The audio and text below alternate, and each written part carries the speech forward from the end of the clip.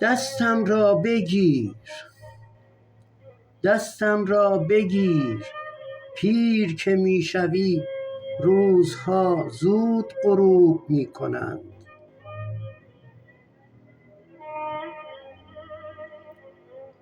نیمه شب پنجره ها، لوله آب، ساعتی در تاقچه، حتی مدرسه ها زنگ زدند و کلیسا وقتی شهر میلرزید.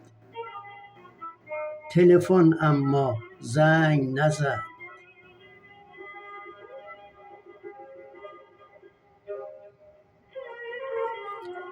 سیب سرخی که تو چیدی دل بود، ورنه ما را چه به سیب چیدن تو.